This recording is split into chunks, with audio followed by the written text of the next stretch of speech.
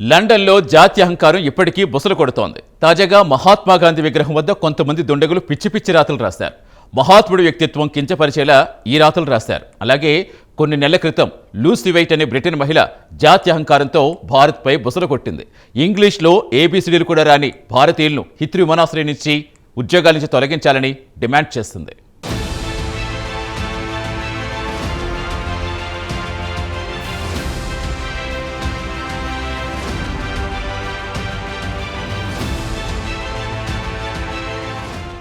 లండన్లో జాతీయాహంకారం మరోసారి బుసలు కొట్టింది. లండన్లోని టావిస్టాక్ స్క్వేర్ వద్ద ధ్యానం చేస్తున్నట్టుండే మహాత్మాగాంధీ విగ్రహం దగ్గరుంటుంది. కాగా సదరు గాంధీ విగ్రహం దగ్గర కొంతమంది పిచ్చి పిచ్చి రాతలు రాశారు. మహాత్ముడి వ్యక్తిత్వాన్ని కించపరిచేలా ఈ రాతలు రాశారు. అంతేకాదు ఇందులో భారత వ్యతిరేక రాతలు కూడా కనిపించాయి. సరిగ్గా మహాత్మాగాంధీ జయంతికి 2 రోజుల ముందు ఈ ఉన్మాద చర్యకు దుండగులు పాల్పడ్డారు.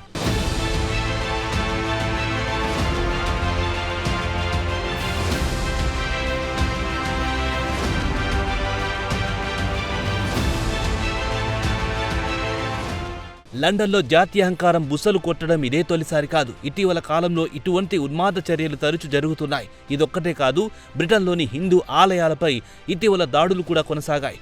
1 కాదు 2 కాదు, అనేక సార్లు ఈ దాడులు జరిగాయి. అంతేకాదు హిందూ ఆలయాలపై భారత వ్యతిరేక రాతలు కూడా రాశారు దుండగులు.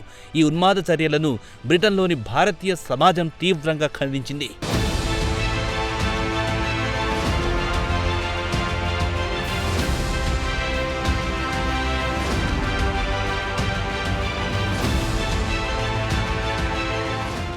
అలాగే కొన్ని నెలల కిందట లూసీ వైట్ అనే బ్రిటన్ మహిళ జాతీయాహంకారంతో భారత్పై బుసలు కొట్టింది. లూసీ వైట్ ఓ ఫైన్ మార్నింగ్ లండన్లో హీత్రూ విమానాశ్రయంలో దిగింది. అయితే హీత్రూ విమానాశ్రయం సిబ్బంది ఎక్కువ మంది ఇంగ్లీష్ కాకుండా వేరే భాష మాట్లాడడం లూసీ వైట్ గమనించింది. లండన్ విమానాశ్రయంలో ఆంగ్లం కాకుండా వేరే భాష మాట్లాడడం ఈ దొరసానికి నచ్చలేదు. అంతేకాదు అసలు హీత్రూ విమానాశ్రయ సిబ్బందిలో ఎక్కువ మంది ఇంగ్లీష్లో మినిమం నాలెడ్జ్ కూడా లేదని లూసీ వైట్ ఆరోపించారు. ఈ విషయాన్ని తెలియజేస్తూ ఎక్స్ వేదికగా ఆమె ఓ పోస్టు కూడా పెట్టింది. కథ అక్కడితో ఆగలేదు. ఇంగ్లీష్ మాట్లాడడం రాని భారతీయులకు ప్రతిష్టాత్మకమైన హీత్రూ విమానాశ్రయంలో పనిచేసే అర్హత లేదని, ఇంగ్లీష్లో ఏబీసీడీలు కూడా రాని భారతీయులను వెంటనే ఉద్యోగాల నుంచి తొలగించాలని ఆమె డిమాండ్ చేసింది.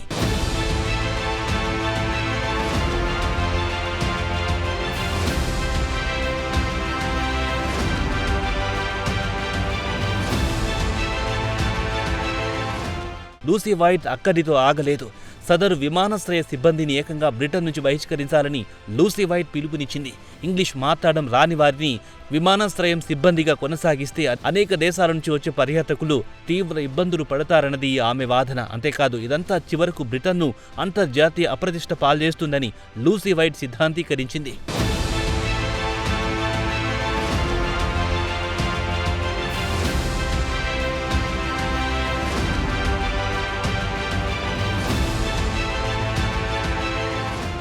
కాగా ఎక్స్ వేదికగా లూసీ వైట్ పెట్టిన కామెంట్ వైరల్గా మారింది.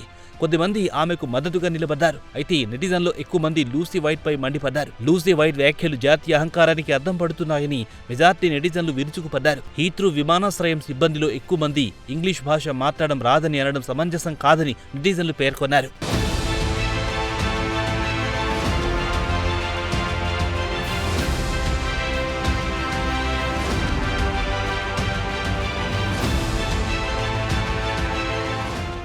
అసలు ఎవ్వరికి ఇంగ్లీష్ రాకపోతే మీరు అడిగిన ప్రశ్నలకు సదరు సిబ్బంది ఎలా సమాధానాలు ఇవ్వగలరని మరింతమంది నెటిజన్లు లూసీ వైట్ను సూటిగా ప్రశ్నించారు. హీత్రూ విమానాశ్రయంతో తమకు చాలా కాలం నుంచి అనుబంధం ఉందన్నారు. అయితే విమానాశ్రయం సిబ్బందిలో ఎక్కువ మంది భారత్ సహా అనేక ఆసియా దేశాల వారున్న సంగతి వాస్తవమేనన్నారు. అంత మాత్రాన వారికి ఇంగ్లీష్ రాదు అనడం దారుణమని మెజార్టీ నెటిజన్లు కామెంట్ పెట్టారు. భారత్ సహా అనేక ఆసియా దేశాల వారికి ఇంగ్లీష్ బాగా వచ్చునని పనిలో పనిగా ఈ నెటిజన్లు ఓ సర్టిఫికేట్ కూడా ఇచ్చారు.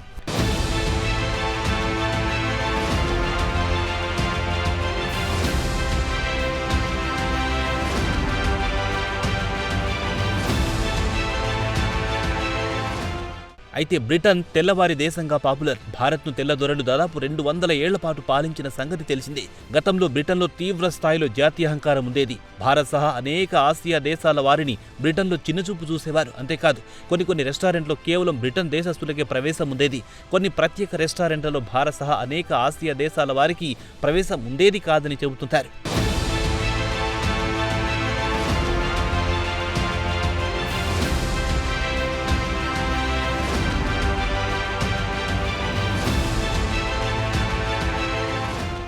అయితే కాలం మారే కొద్దీ సమాజంలో కూడా పరిస్థితులు మారుతుంటాయి. బ్రిటన్లో కూడా అదే జరిగింది. ఒకప్పుడు తీవ్ర స్థాయిలో ఉన్న జాతీయ అహంకారం ఆ తర్వాత కాలంలో తగ్గుముఖం పట్టింది. అంతేకాదు ఇవాళ లండన్లో అనేక కార్పొరేట్లలో భారతీయ మూలాలున్న వ్యక్తులు అలాగే ఇతర ఆసియన్లు కీలక పదవులలో కొనసాగుతున్నారు. అనేక కంపెనీలకు ప్రవాస భారతీయులే సీఈఓలుగా పనిచేస్తున్నారు. సమాజంలో ఎన్ని మార్పులు వచ్చినా బ్రిటన్ ఆధునిక చరిత్రలో జాతీయాహంకారం పూర్తిగా సమిసిపోయిందని చెప్పడానికి వీలేదు. అప్పుడప్పుడు జాతీయాహంకారంతో మండిపడ్డ సంఘటనలు జరుగుతుంటాయి. ఈ కోవలోనే లూసీ వైట్ ఎపిసోడ్ను అలాగే గాంధీ విగ్రహం దగ్గర పిచ్చి రాతలను కూడా చూడాల్సి ఉంటుంది. ఏదేమైనా బ్రిటన్లో మరోసారి జాతీయాహంకారం బుసలు కొట్టిందన్నది వాస్తవం.